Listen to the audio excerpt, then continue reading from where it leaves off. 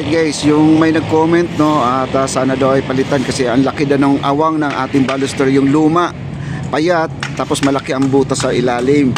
Ngayon po ang yung hinihiling niya ay natupad po no, at napalitan na po ng napakagandang baluster itong ating Plaza Mexico. Ayan po guys, na ito pong ibabaw ay nabuhusan na po yan. Baka naman ay mamayang hapon ay tatanggalin na po nila tong plywood, itong tinatawag natin na crocodile no, na plywood nandyan, yung ginagawa nilang pang forma. Ayan, at hanggang dito ay tuyo na po to, halos lahat dito tuyo na. Ito banda no?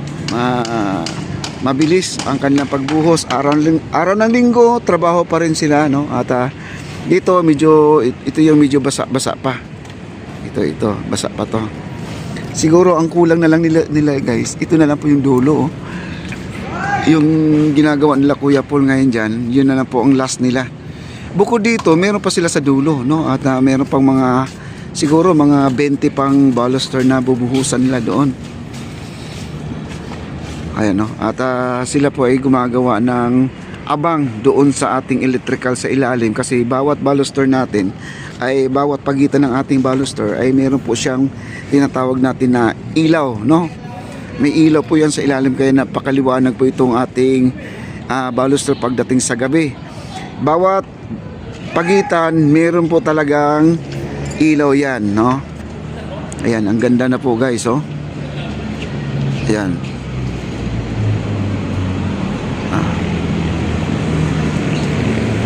ano lang to, pang-apat, pang-limang araw na po nila to guys. Ay apat na araw pa lang to. Ganito na po kadali ang kanilang nagawa mga kaibigan po. 4 days pa lang siya na ganito nakalaki, diba? 4 days, biruin mo 4 days guys. Ilan lang sila gumagawa dito, nabibilang ko lang, parang wala pa sa 10 ang kanilang kasama dito na gumagawa. Ayan sila Kuya Paul, ayan, inaayos po nila dito. Ayan.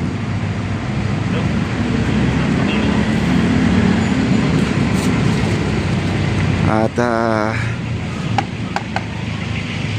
nilagyan ng ano, yung forma, kasi ang ilalim niyan guys may mga butas-butas na yan, para doon sa pag ilusot mo yung baluster ay kailangan swak na swak po yan, kailangan tama po sa butas no, kailangan swak na swak, hindi po pwedeng tumabingi yan, kasi pag tumabingi po yan ay mahirap po isushoot yung mga ganyan. Tingnan mo, tuwid na tuwid po ang kanilang baluster oh. Yan, tuwid na tuwid po guys ang kanilang paggawa. Ayan si Kuya, uminom na po ng tubig. Uminom ng tubig. Yan po yung sabihin ko na ano, tanungin po natin kung ilang taon na si Kuya. Pero ang tibay ng katawan niya sa construction, no? At mainit ang panahon, nandito siya bilad sa araw. Kuya Paul, ilang taon na si Kuya, yung kasama nyo?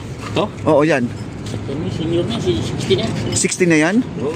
Ayan guys, oh, kita nyo. Tibay pa. Tibay nga, no? Ayan guys, bumilib yung mga viewers natin sa kanya dahil 60 na guys, senior citizen na po si Kuya.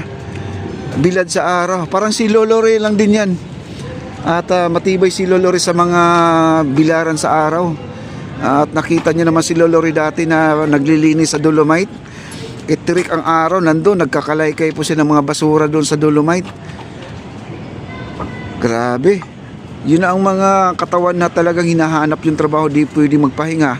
Ika nga, sabi daw nila, pag mga ganyang klaseng tao mahilig sa trabaho, pag nagpahinga ay kadalasan ay nagkakasakit. Kaya hinahanap po din nila yung trabaho. Ayan o. Ayan si Kuya o. Ayan. Ilan taon ka na Kuya? 60 ka na? Oh, 60 o. Tingnan mo. Siya po ang nagsabi ha. 60, matibay po sa bilad ng araw oh. Sila po ang gumagawa dito. Ayan yung mga apo niya. At syempre naman, proud siya sa lolo nila nandito nagtatrabaho. Baka sabihin ng apo niya na lolo ko ang gumagawa niyan. Syempre naman, oo, totoo yan. Wow. 60 guys, nakita nyo? 60 na siya. Matibay po ang katawan niya sa ganitong larangang trabaho guys, na ano, bilad sa araw. Siya po ang nagpi-plane, nagpapantay siya, pinapantay po niya yung ano, nakalimutan ko yung pangalan niyan at sinabi na po ni engineer, no, anong pangalan niya sa ibabaw na yan. Okay, doon tayo sa kabila.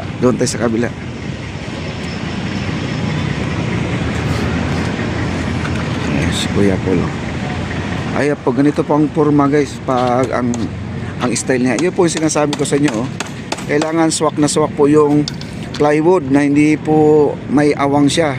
Pag may awang yan, tatagas yung simento, sayang lang, matatapon yan. Kailangan eksakto.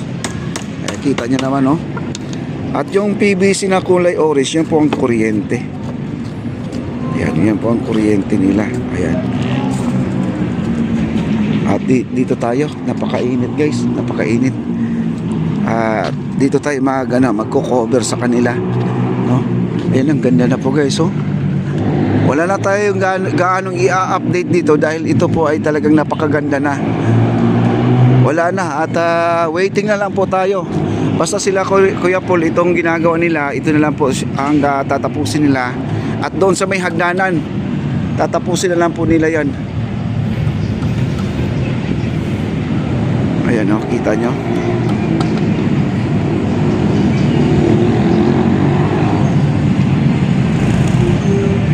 Close up natin ng konti.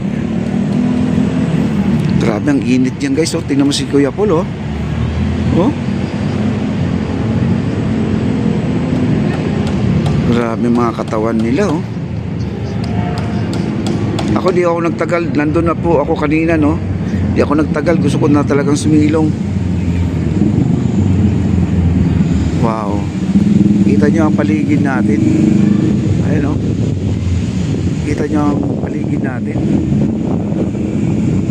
Tapos yung ating dyan, marker natin na Acapulco guys, yung galyon yan ay pebbles pa lang nilagay, ha. Abangan nyo na po sa ating upload. Pebbles pa lang nilagay, hindi pala cobblestone.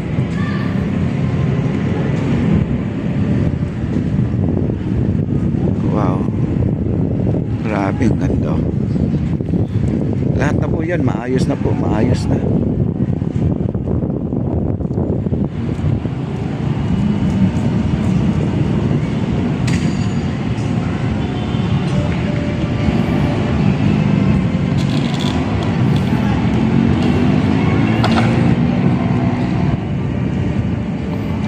Ayan guys, yung dyan, yung medyo bata pa, foreman din yan.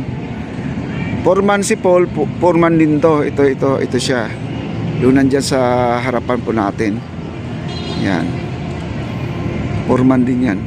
Pati si Kagawad, foreman din yon. Ganyan po si si Foreman Kanoy. At marami siyang hawak na tao guys, no? At kahit wala siya dito, ay talagang magtatrabaho ito. Kasi alam nyo, may project pa sila sa Pasay. Pupuntahan po natin sa Pasay guys.